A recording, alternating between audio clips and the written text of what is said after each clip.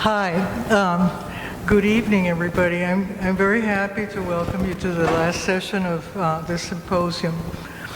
For those who don't know me, I'm Serpic Angelini, the founding director of the Transart Foundation for Art and Anthropology since 1996. During the last week's session, we were deeply touched by Lynn Randall's profound therapeutic exchanges with terminal cancer patients at MD Anderson as she translated their core experiences into beautifully rendered drawings. Following Lynn, Pete Gershon brought to life the miraculous career of African-American artist Bert Long with intimate and revealing images spanning from his early childhood to Bert's last days, an account that unfolded the heartwarming friendship between Pete and Bert. This was followed by the visionary bioartist Aisencaro Chacin, a PhD in robotics, showed us how she extends a plethora of perceptual experiences with inventive high-tech devices, including a breathing machine she made with parts found in hospitals, followed by a series of chemical and biocultures harvested in her garden. Angel Latir, in turn, showed DNA collected in a local gay club, as well as beautifully transformed forensic drawings, uncanny postmodern biocultures, and a performative intervention in a Mexican healing shrine in the border.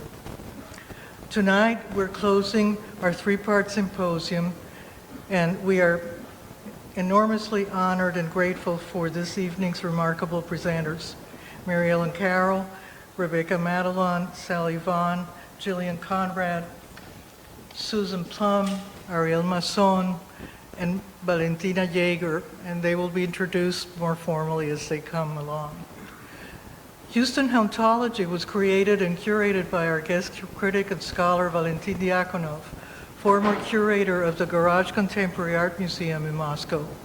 If you're not familiar with the prestigious The Garage, I urge you to look it up online and learn of all its exciting and provocative exhibitions, an amazing number of publications.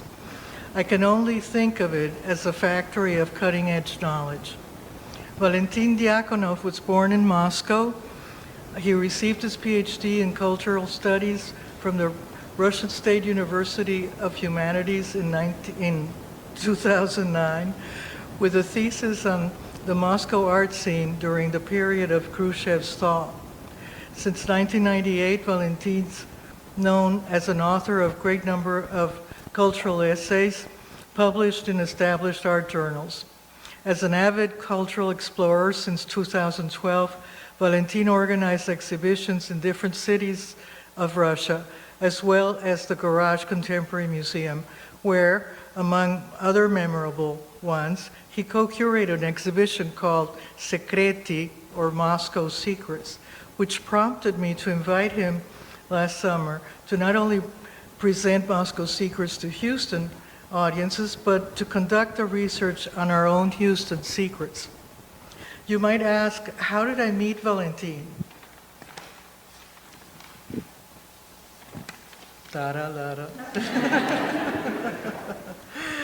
During the last 2 years, Valentin has been a distinguished core fellow at the Glassell School of Art in Houston.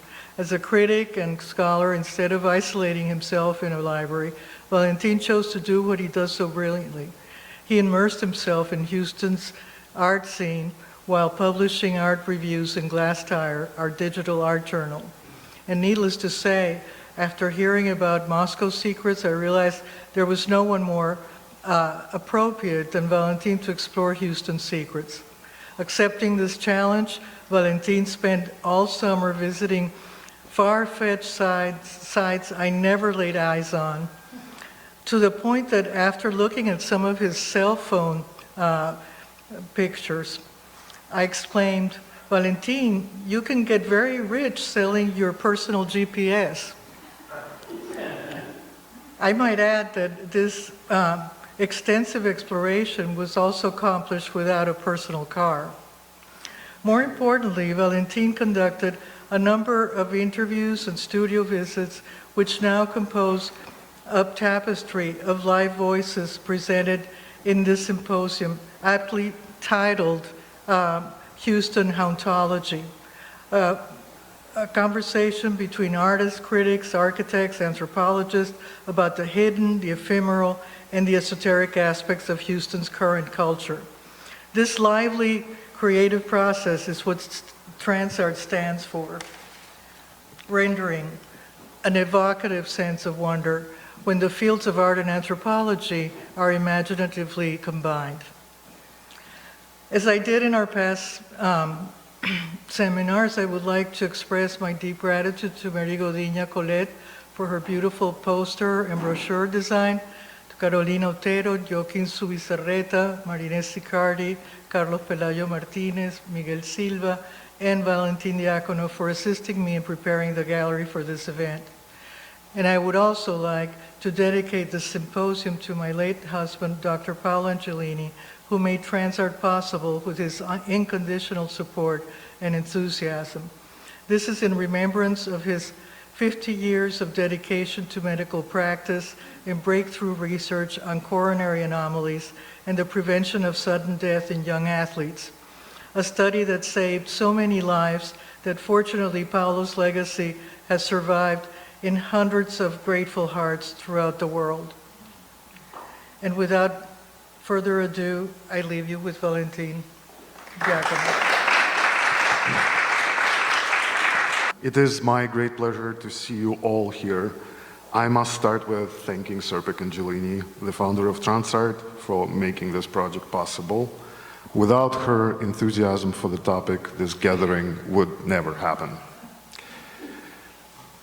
Today, we have a long day ahead of us, so I'll be really quick. Today, our main focus will be on artists who communicate with the beyond, the esoteric part of a tripartite structure. Dr. Jeffrey Kripal at Rice University, whose scholarship was instrumental in making of this symposium, calls them experiencers. But first, let us look into a fascinating architecture-adjacent practice. Let me introduce our first speakers. Conceptual artist and activist Mary Ellen Carroll lives and works in New York City. The work occupies the disciplines of architecture and design, policy, writing, performance, and technology. Ongoing durational projects include Prototype 180.org and Public Utility 2.0, for example, which stand at this intersection of disciplines. The political, social compete equivalently with the ongoing work in the unsuspecting materials of infrastructure, technology, climate, and migration that range from public policy and land use, or lack thereof in Houston, as in the case with Prototype 180. Or the borderless and non-visible space as real estate in radio frequency for Public Utility 2.0 as a form of 21st century work of land art, albeit for the airwaves. Teaching, lecturing, and public presentations in architecture, art, and policy are an important part of Carroll's work, and institutions have included art, architecture, public policy programs at Rice University, University of Houston, Columbia University, Harvard University, American Academy in Berlin, and the DIA Art Foundation, amongst others. A museum career survey exhibition of Carroll's work is planned for 2025-2026, and this will originate at the Contemporary Arts Museum Houston and will be curated by Rebecca Matalon, and with other venues in the US, Europe, and Asia to be announced. And Rebecca, who will be talking to Mary Ellen about her fascinating practice, is senior curator at Contemporary Arts Museum Houston, where she has organized solo exhibitions of work by Garrett Bradley, Mariah Garnett, Diane Severin Yen, Colin Smith, and Jordan Strafer, as well as the two-person exhibition Wildlife, Elizabeth Murray and Jesse Reeves. She is currently working on the first major survey exhibition of the work of Mary Ellen Carroll. Previously, Rebecca was assistant curator at the Museum of Contemporary Arts, Los Angeles, and is a co-founder and, from 2015 to 2018, curator at Joan, Los Angeles. She has contributed writing to multiple publications and regularly lectures on contemporary art and curating. Matalon currently serves on the board of Electric Arts Intermix. Please welcome Mary Ellen and Rebecca.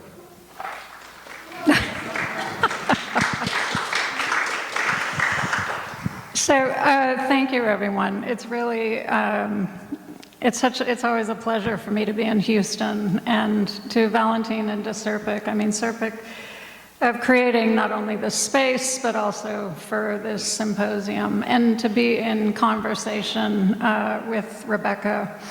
So we're going to go through, primarily we're going to focus on Prototype 180 tonight, which is the durational work, and you're going to see other things sort of drop in. We're going to do it very quickly because there's a lot of slides that made them both, Valentin and Rebecca, nervous, but it's just like a film that's washing over you. And then, so we want to get started. And where we want to begin is actually where I began with Prototype 180, and where it's actually approaching the same situation in Houston now, which is the traffic. I was teaching at the University of California at Irvine, a graduate seminar. I had somewhat, I won't say mediocre graduate students, but they could have been better. You know, you can teach people how to write, and you can teach people how to think. Thinking was what we privileged. There was a lecture on Gertrude Stein's, her lectures in America on narrative, and if I missed a 15-minute window, as Rebecca knows, you were totally, it would take 5 hours to get back to LA. That happened. I gave it up for the team, because finally the most opaque material became the most transparent. 59, getting up to the heights, is similar to what we experienced in LA. But what it offered was the time to think about the history and the trajectory of land art, from Spiral Jetty, Nancy Holt's Sun Tunnels, Donald Judd, being in a conversation with Judd in the 90s and talking about duration. And one of the things that he said to me is, if you do anything over a year or two, make sure that you can get to it on a regular basis. What he was talking about was Baja. The other thing that I was thinking about was the usurpation, right? We can all agree that a lot of public art is very successful at failing. This is an exception, which is a piece that I absolutely love, which is the Merit Oppenheim Fountain in Bern, Switzerland. It is so joli la dit. It changes all the time, from those shoulder pads of growth to the winter time when there's stalactites. So what I started to think about was how to create a work using policy that would make architecture perform. And to consider every single thing about that. Houston being in the US, and so having that proximity, chose itself as the site for Prototype 180 because of the lack of land use policy or no zoning. You know, I think, just to interject, we sort of talked about this before, but I'm interested in thinking about the relationship between Prototype 180 and different models of land art, which is something you reference. And you show specifically Spiral Jetty, which I think is an interesting example, because I think for many people it exists primarily as documentation, right? Like, our experience of it is this one spectacular view from above, which you can't actually ever really see. And there's a way in which it's impossible to sort of like see or to sort of engage all of it, which I think is in many ways both symbolic of your work and of Prototype 180, that it exists not only, as you'll see, in this sort of series of interventions with public policy, with architecture, with space, but you know, in many ways, you know, it invokes implicitly the sort of unseen administrative, legal, governmental negotiations that you went through and continue to go through. And it sort of, I think I'm interested in the sort of more expansive understanding of land that it proposes. We also talked about how, it's interesting that you, in the way that you went through those slides, and Frank Gehry, who is, someone I am probably not interested in unless it's like Andrea Fraser's body gyrating against that building.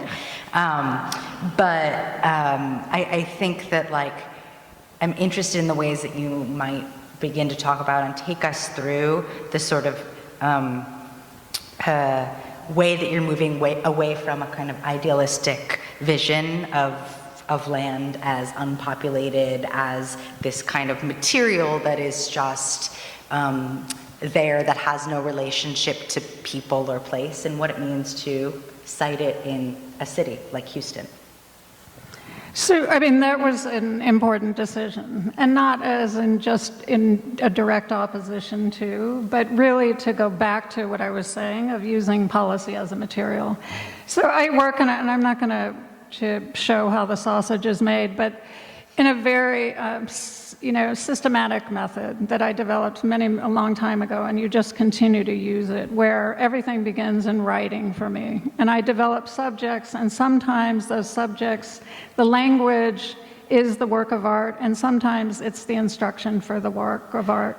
So the card that I showed was the one where I elaborated on what Prototype 180 was, but it began with a card that I wrote at the start of the Persian Gulf War in 1991, and using policy as a material. And everything is about a policy of the place, our personal policies, and how that could be and what that could be. So, in talking about people, I mean, since the start in 99 when it began, there's been 3,579 people that have been a part of Prototype 180.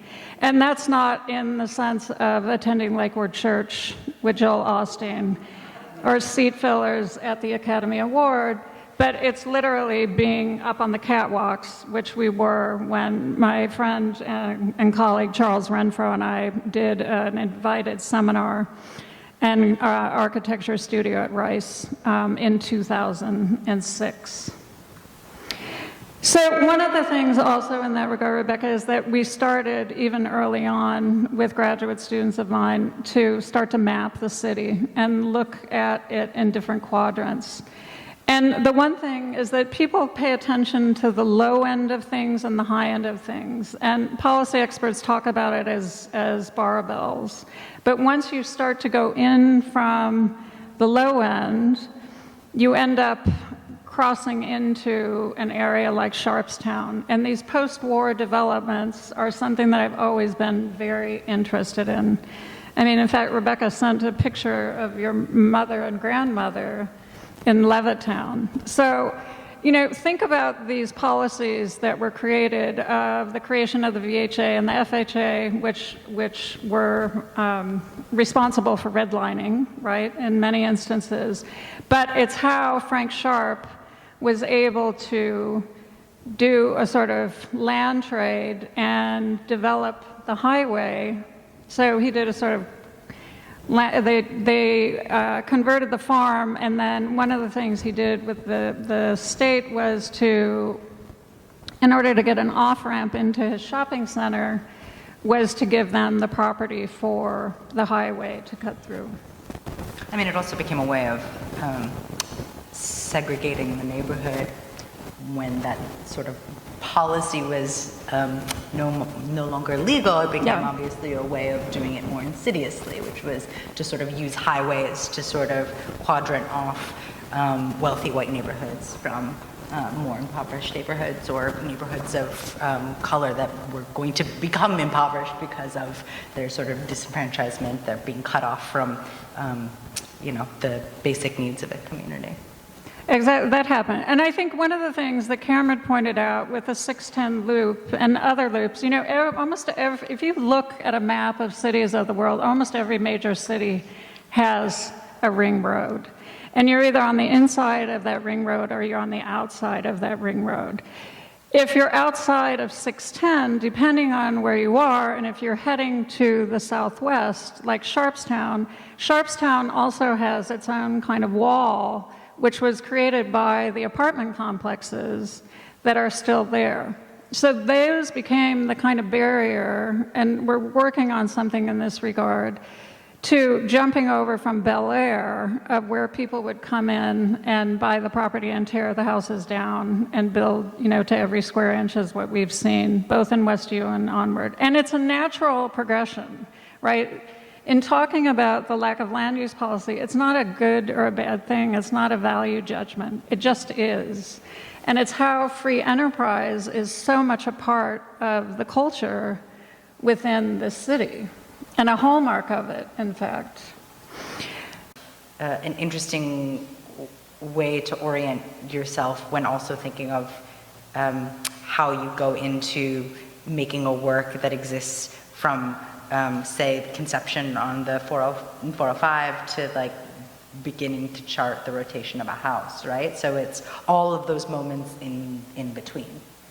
Well, and the image that's up now is a good example of what Rebecca's talking about. So, there are deed restrictions, right? We know that the kind of policies of land use exist in the private, in the contract for the house that you buy, in the neighborhood that you live in.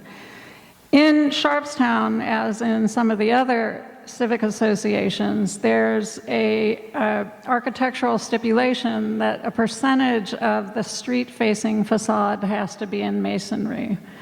So knowing when the revolution would take place, that the exterior would then be cedar planking, what I was able to do was then to create a system of porcelain cladding material. And so then you have the kind of timber, if you will, that is the autonomous as the work of art, but then it's also this thing that can be put into a kind of utility. But so the porcelain was made to look like the wood, correct? Yeah. Yeah. And it was made from the actual, cedar that was on the exterior. Other things that are not visible related to using early GIS mapping that we started in 2006. And so how to make something visible, how to make people in the area, what was going on, visible to themselves.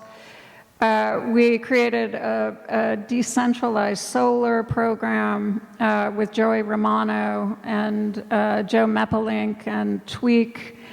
And the problem, the issue with that is that we actually had the solar containers that you can see on the side, and people stopped by all the time. This was in 2008. It was at the state level. Everything got totally eclipsed at the state level. And now, though, interestingly enough, it's actually coming to fruition. So then, you have the natural, the acts of God that occur, like Hurricane Ike in 2008. And then the other types of programming that was a part of No Zone. An exhibition at camp. And when there was a mayoral forum on land use. So the one thing is the table that I'm standing on and everybody, all the candidates are sitting around, is actually something that's in development. But there have been 3 attempts for zoning, which were in 1948, 1962, and 1993. And I don't know if anybody knows John Mixon, but he was a great collaborator with me. And we worked on really trying to get land use policy, another land use policy and zoning enacted. The one thing that we started with that mayoral forum is, if you ask a politician a yes or no question, they always are trying to insert some other way of thinking, but we started with yes or no, do you support zoning in Houston? Hands down, everybody said no. Predictable.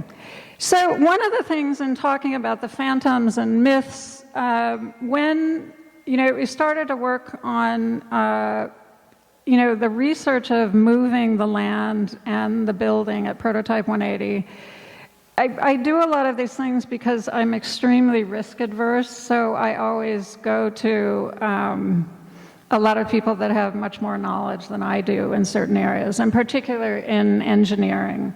So the engineering firm recommended through Rice colleagues, we had the building inspected.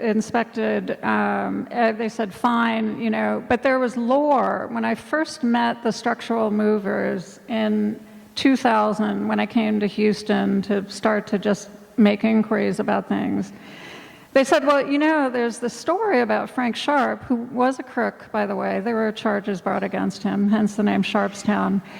But that what they ended up doing is they would plot out the areas for the homes, right? They'd put the formwork down, they'd put the steel in, the city inspectors would come out, and then in the cover of night, if it was not a kind of really load-bearing area, they'd yank it all out. So we were a week away from ready to go forward with the revolution. It was a beautiful sunny day. The New York Times was doing a piece on it, which doesn't have anything to do with anything, except I was standing there with the interview, and they said, what's going on right now? Can you detail what's happening? And suddenly there was a crack. The building was like at a Hawaiian luau and started swaying, and I just started running because I thought of two things. One, being close to the World Trade Center, but then Richard Serra, when one of his works. And then I, of course, screamed some expletive, and which always gets a journalist's attention, like, oh, something's going wrong. So at that point, we had to make a decision of, do we either go forward, you know, after thinking about something for over 10 years, or do we just cut the muffin top off, or abandon it? So in addition to what Rebecca was talking about, of the kind of dissemination and the unmovable, right? So many works of that you have to either see from an aerial or some other perspective, which a lot of the people that were doing land art actually flew planes. I mean, but that to have what the building, that it was the protagonist and we would see things from its perspective. So fortunately, a colleague of mine at Rice, William Dygard, and then Edward Knightley, who is a genius in wireless, figured out how we could do these high definition streams. Now today, like, who cares, right? I mean, we have this, it happens, but at that point, it was a way of disseminating, right, the entire process. And I think, this is what institutions and curators think about all the time, right? It's not only having a public come in, but how do you put these things out into the world in some manner? So as we were cutting off the muffin top, they were installing the high definition cameras. And then on November 11th in 2010, the revolution actually occurred. I guess just to, follow up on cutting off the muffin top, I don't want to diminish this sort of, I guess I want to ask you about the role that humor plays in this process, right? Because essentially, you're turning a house like ass forward, right? You're making it sort of inaccessible, but there's something about the way that you're manipulating material, and that material could be, and I don't mean manipulating it with any kind of negative connotation, but like people, places, things, ideas. There's a kind of elasticity to your work, which is also a kind of testing of the limits of the social, the architectural, the temporal.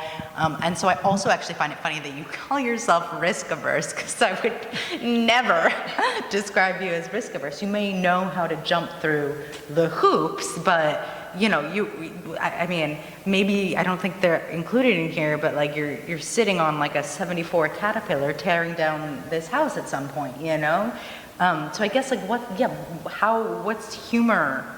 Is there humor in this? Like what, I mean, obviously it's a very serious endeavor, but.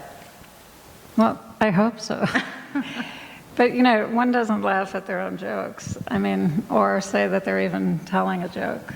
So it's either it becomes, apparent to people and they're in it, or it doesn't. And You know, it's like an oyster. You either like it or you don't like it, or there's certain things that you think about that you can engage with, and not everybody, you know, and it's not about exclusion. It's very much about inclusivity. Like, that's always a part of the process. And I think that, you know, one other thing is that it's constantly changing. Like, it's always changing. And, you know, I mean, when, you know, the works actually get shown then in institutions like it did at Columbia, right?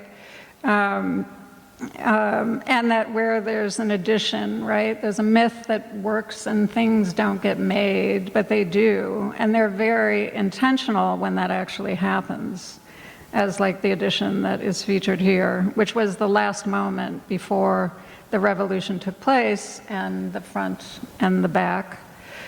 And then you can see where the actual live stream was going into the museum at the Architecture Center.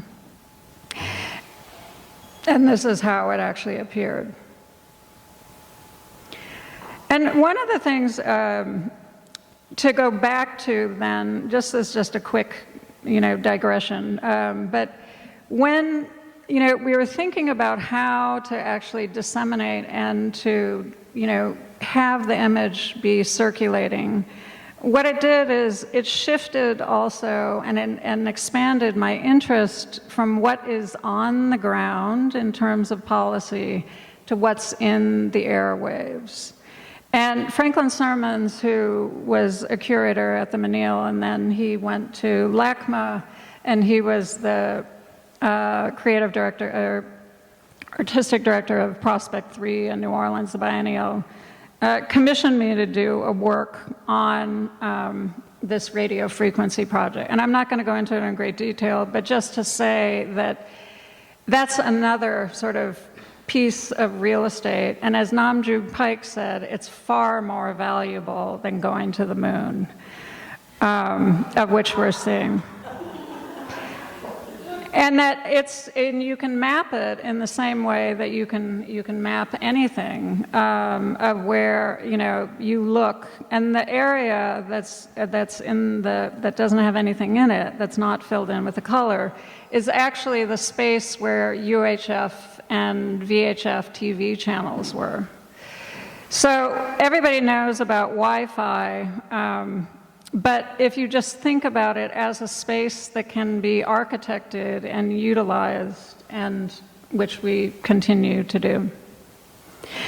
So to go back to 2012 and Prototype 1A, there were severe droughts that year. I mean, it was, I looked at the weather again just to reacquaint myself, but it was close to 100 days of close to 100-degree temperatures. It was scorched earth.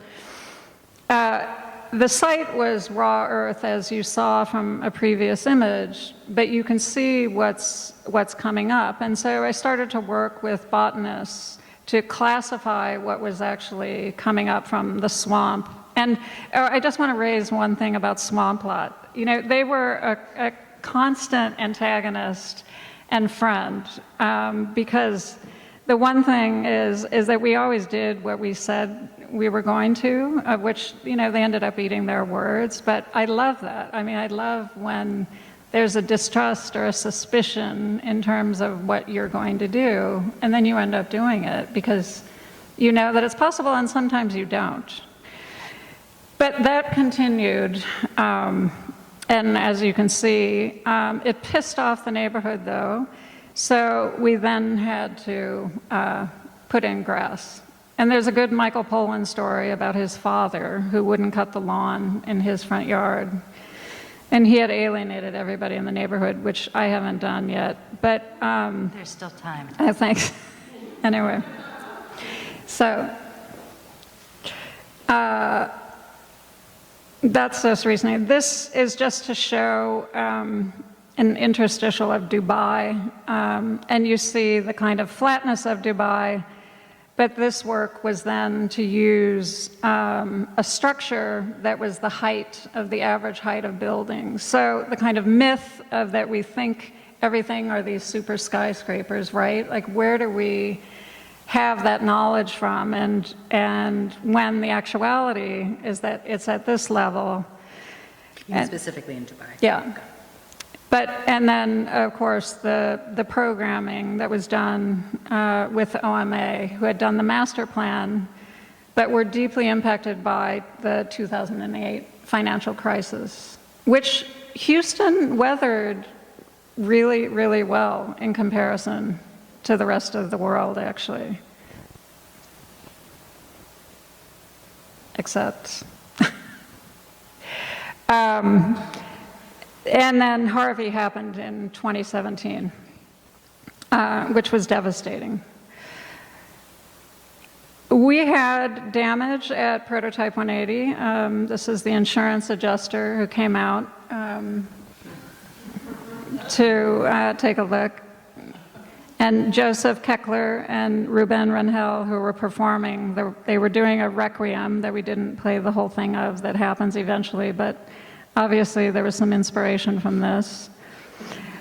And also the idea of fictionalizing works. And I include this because Joel Sternfeld, the photographer, when he took this image, that's one of, the most important images of his entire oeuvre is, catching this fireman selecting a pumpkin while there's a raging fire in the background.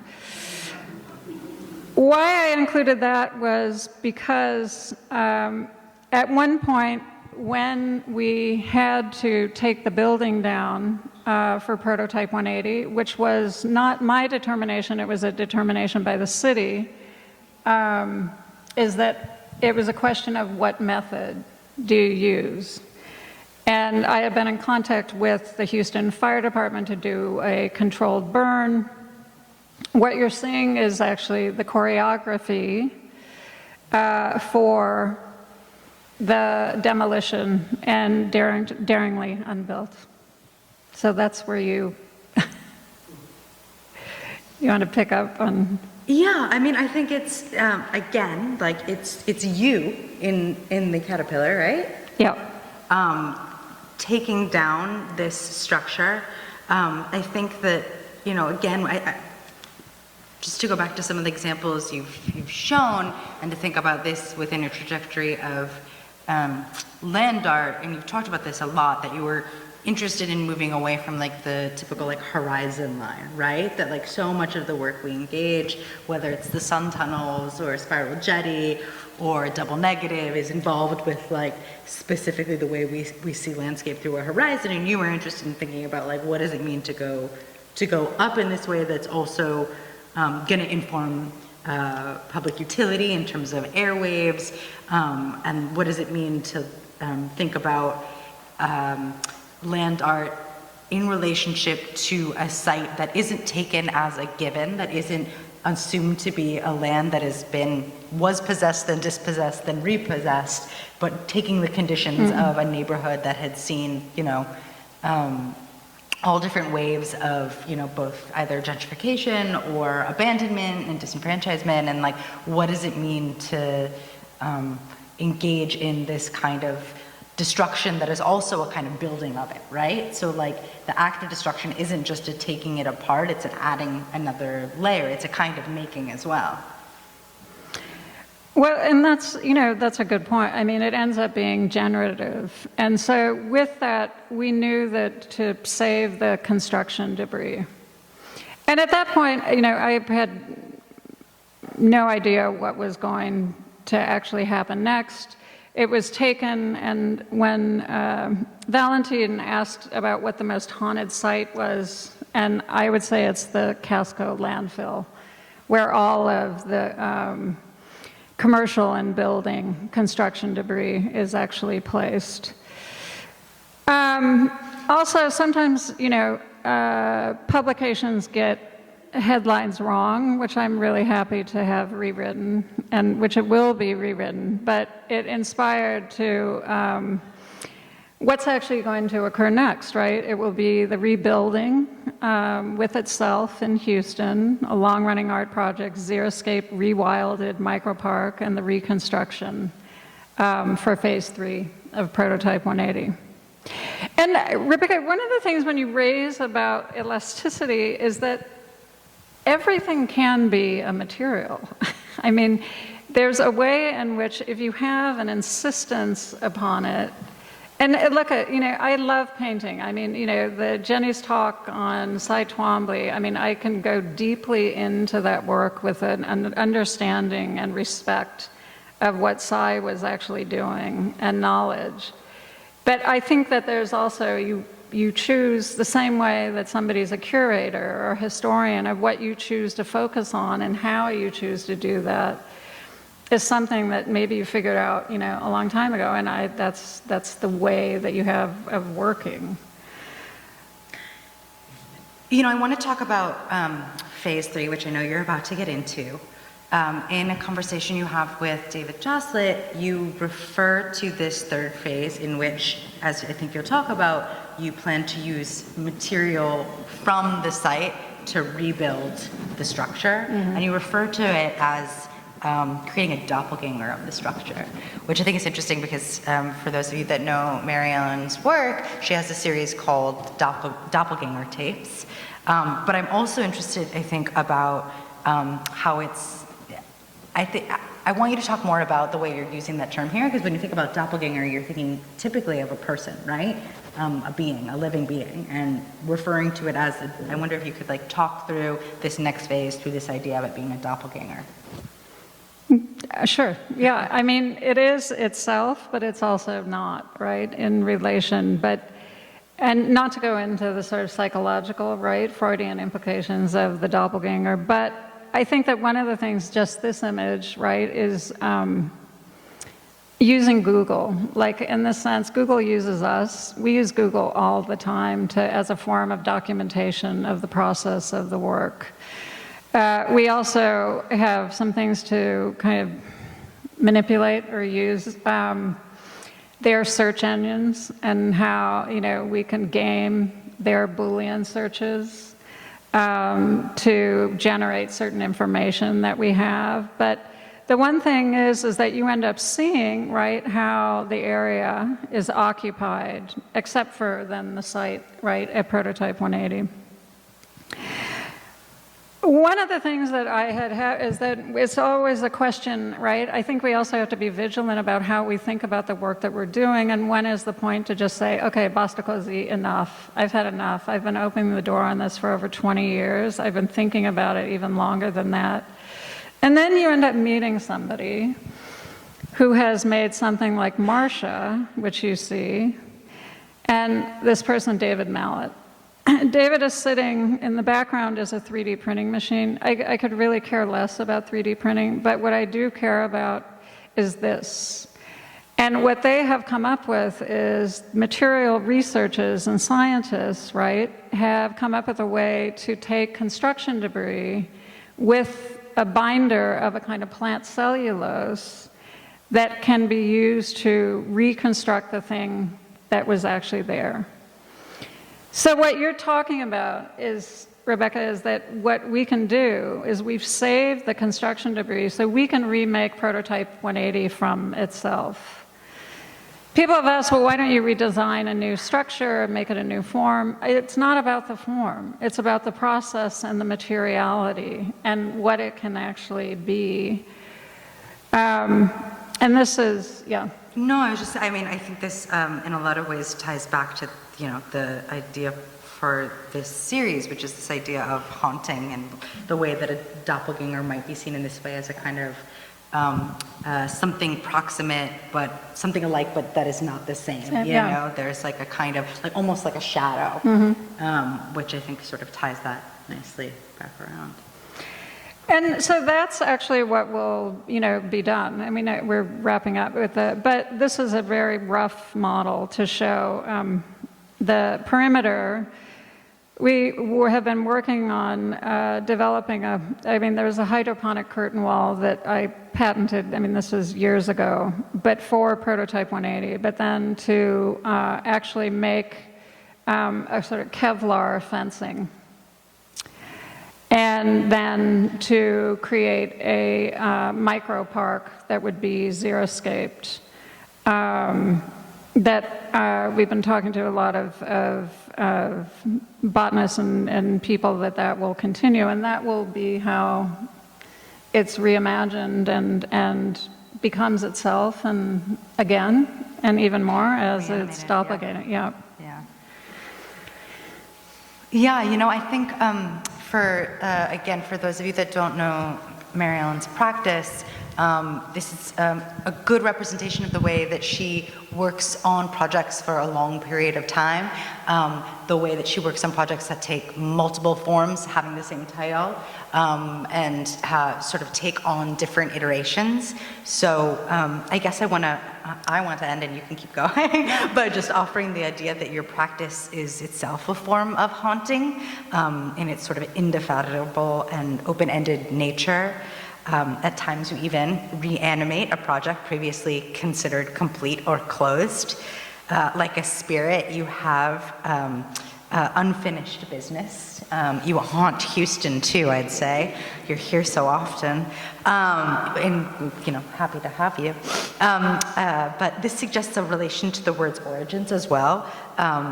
You know, if you think about to haunt as to frequent a place, but also to cultivate it, right?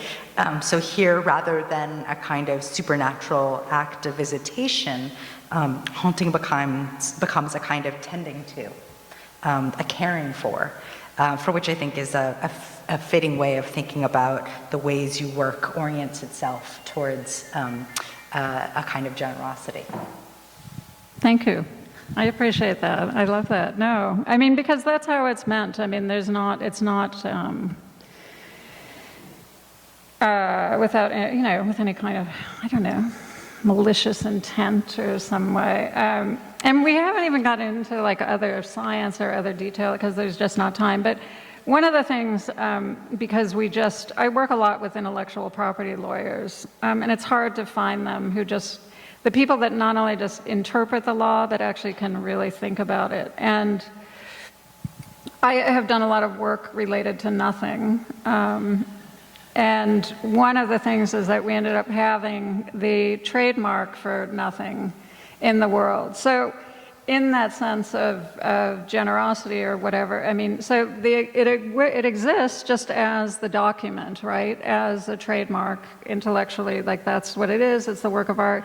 I could give it to you. You could buy it. It could, you know, it would transfer to you, and you would maintain that IP. But it also then, you know, a trademark is like an insurance policy so that you can actually then activate it as a performance. So there's something that we're working on, I'm not going to announce it now, but that will happen. And in bringing, right, the case of someone or an institution or something that's doing nothing when they should actually be acting. So on that note. Come see nothing in 2025.